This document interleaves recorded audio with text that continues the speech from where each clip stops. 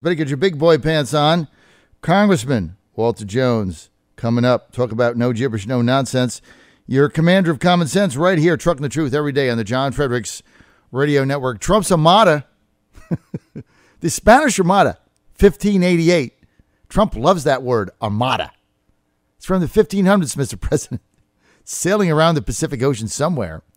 But the neocons, they're all in a tizzy now because, well, there's going to be no wars. They want wars. They want to send troops into Syria, and they want troops, and that way they can supply the troops. And there's a defense contract. There's money to be made, man. Money to be made when you go to war. There's money, big money, billions of dollars to be made.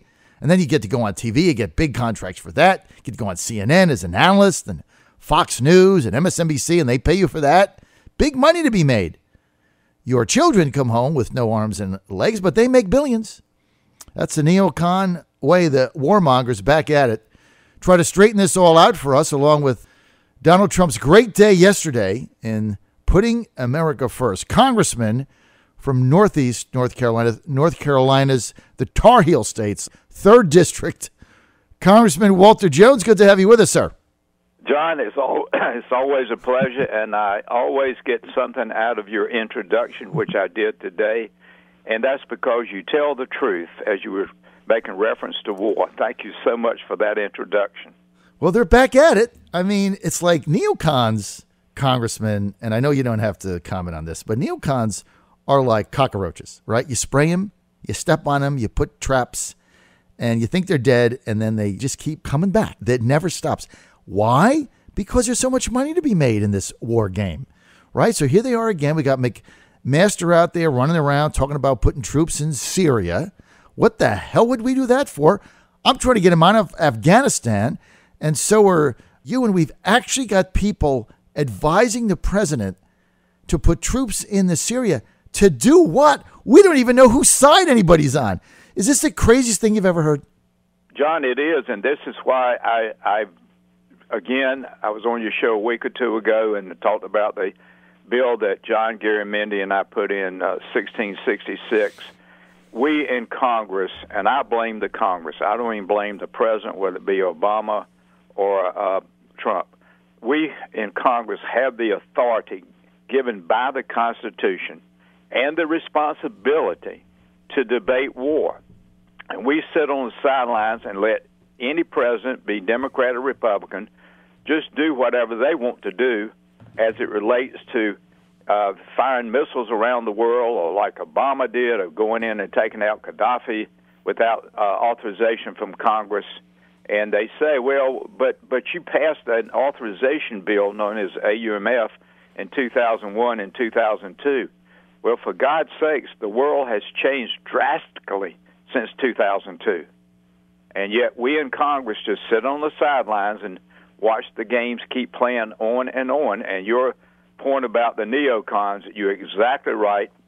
They got us in the first Iraq war, Wolfowitz, Pearl, and I can name a bunch of them, that got us into the war, and then they went and hid because the war was costing so much in arms and legs and life and money. And so it's just, your introduction was exactly right, but I'm going to blame the leader of the House, Mr. Ryan, for not giving us the chance to meet our constitutional responsibility. Madison said it better than anybody. It is the legislative branch that will debate war, not the executive branch. Well, he won't bring it to the floor. You guys are going to have to do that somehow, because he's not going to do it. Your leader, Paul Ryan's not going to do it because they don't want to come down on the record. Look, here's the thing. When one of these come up, there's nowhere to hide. You have to either hit the red button or the green button, right? There's nowhere to hide. And then you go on the record. And so they don't want to do that. So they would rather utilize an authorization of military force, AUMF, that was put in place 3 administrations and almost 2 decades ago in order to justify any military action, so they don't have to go on the record and take a stand one way or the other. Don't you think, you guys, is there any way to get this to the floor and make people go on the record over it, or are they just going to bottle it up in committee? Well, they've got what's called a process called privilege resolution, which can force a 1-hour debate on the privilege resolution, which could be like the bill that Mr. Garamendi and I put in, which would be worth something. And the vote is you kill the bill with a motion from the majority party, and then that's the end of it.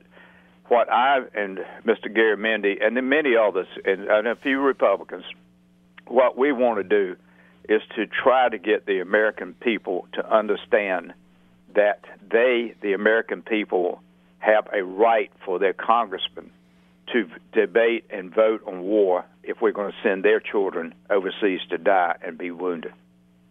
We're going to do everything we can in shows like yours, and thank you so much for the opportunity. And I tell you what, I'm meeting on May 1 with a constitutional lawyer. You probably have heard of him, and I could certainly get him on your show if you wanted. Bruce Fine. Yes. Bruce is a constitutional lawyer, and he and I have been talking for months also with Thomas Massey. From a legal standpoint, how can I or any member of Congress be denied my constitutional right, which I raised my hand when I was sworn in, to uphold the Constitution? And upholding that Constitution means that I have the authority to debate and vote on going to war. No, look, you're absolutely right, and I'll follow up with you, Congressman, after the show, because I'd like to get Thomas Massey on as well. And sure, we can help with that, too. And who is your co-author for this, co-sponsor? John Garamendi. He is a Democrat. We both on the Armed Services Committee, and he feels the way you and I feel about the fact that we allow an administration of either party just to do what they think they can do based on 2001 and 2002's AUMFs, and it's ridiculous. Okay. It's ridiculous. And he is from that's where? Why What state is together. he? We got other Republicans and Democrats. We're going to do a Dear Colleague. I'll get that to you next week when we get back, to ask our members of Congress to feel the way we do. Right. That we are guilty of not fighting for our constitutional responsibility to debate war issues. I've said this with everybody that's come on, every congressman that come on. This is a dereliction of duty. I mean, you're sent up there and you got your leadership not putting this forward for political reasons because they don't want to go on the record.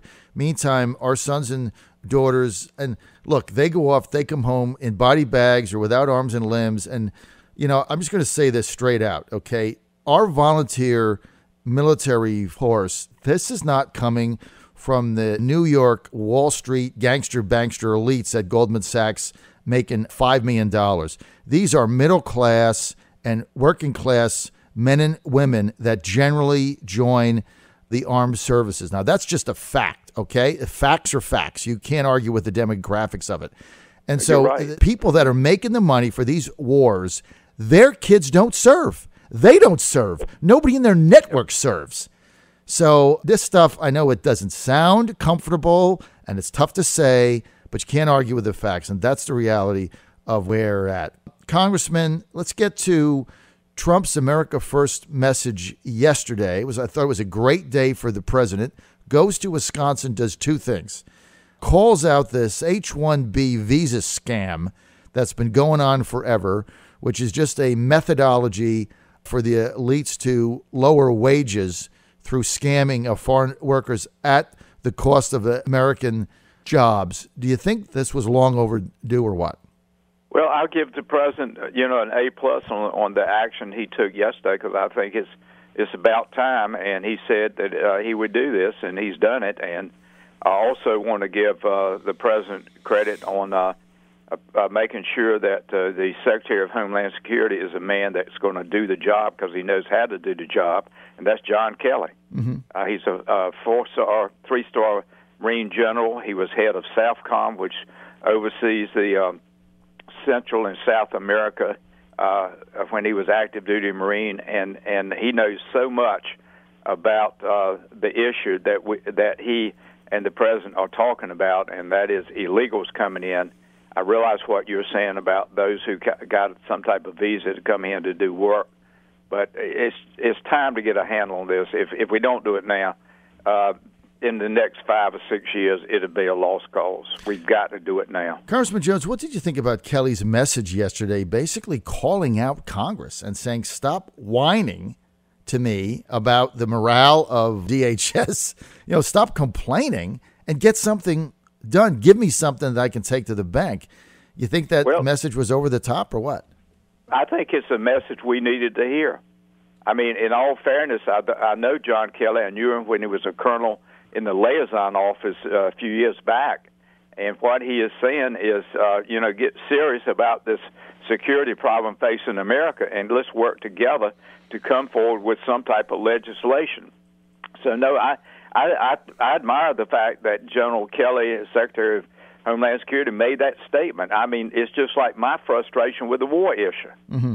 I mean, we've been dancing the minuet. And isn't that a Virginia dance or something? Yes, the minuet. You got it. Yeah, the minuet. So, I mean, it's time for Congress to get engaged. And if it takes a strong message from somebody like Secretary of Homeland Security John Kelly, who knows what he's doing, he's not guessing, he knows what he's doing, and it's time for Congress to get engaged. And I don't know, we've got a 2 o'clock conference call with Paul Ryan on Saturday afternoon. I'm sure part of that's going to be about the debt ceiling increase. Next week we're supposed to raise the debt ceiling so America can borrow more money and spend more money than it takes in with tax revenues. So here we go again, trying to add to the debt of the nation so our children can't pay their bills. But that's another issue, I guess, at another time. No, we could talk about that right now because it's coming up. It's kind of got pushed off the radar screen. Now, look, when we had these debt increases with Obama there, it was a big fight all the time. But now we got a President Trump, but we're facing the same thing. Country is going to run out of money if we don't expand the debt ceiling. But nobody's talking about the debt, Congressman. I mean, we were talking about it under Obama. Nobody's talking about it. Not a peep out of the leadership. Nobody says a word. It's if, well, that's fine. So what's the debate going to be now? Well, we at the end of April, if we don't raise the debt ceiling, then you're going to start having discussions about how we can keep the government running. Most people think that what we would do this coming week is to pass a CR. And obviously this is where the leadership, being Republican, can get the votes from the Democrats because they believe in raising the debt ceiling. Mm-hmm. I spoke to 2 separate groups, one at Camp Lejeune High School yesterday.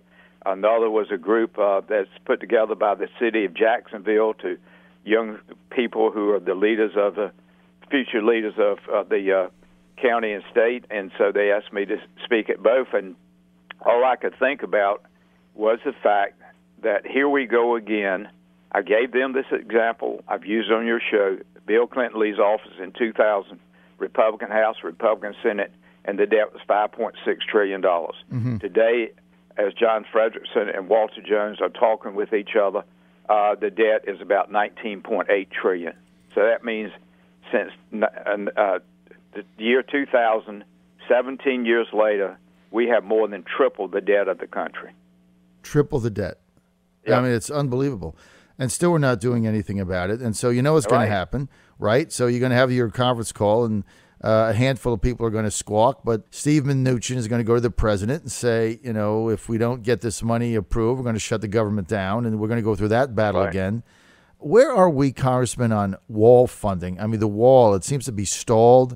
Is anyone carrying this legislation, or is it just kind of dead in the water? Do you have any idea? Well, I think it's if it's not dead in the water, it's drowning, because I did not realize this, but if the Republican health care bill had passed a week or 2 ago, there would have been savings in there of well over, I think I'm right in saying this, over $900 million over a period of time that could be used to spend on the wall. I know John Kelly, I'm not speaking for him, but he does not think we need the wall. He does think that we need a different border security model, but not necessarily a wall. So that debate, I think, is internal with the White House among its people itself. Mm-hmm. So there's not been a real push at this point. So nobody is pushing that. There's no legislation for that right now. And So, look, let me just ask you this straight out, Congressman Walter Jones with us, Republican, 3rd District, North Carolina, which represents Moyock and Northeast North Carolina. Congressman, 100 days in, President Trump, no legislative successes and not even anything on the docket, right? Now we're talking about tax reform. Somebody had just said the other day, well, it's going to be 2018. We don't know where he is with infrastructure plan. We're going into the summer. And where's the legislation?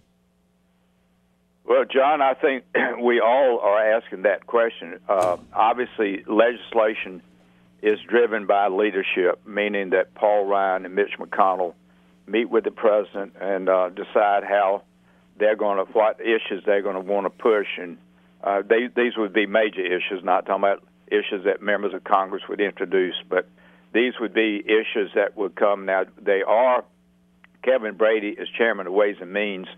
He is working on a tax bill. Now, I don't know where they are on that. I'm not on that committee, but I know they've been working on a tax bill. I assume that the leadership of the House and as well as the Senate have been having discussions with the White House as to where they are in this tax reform bill.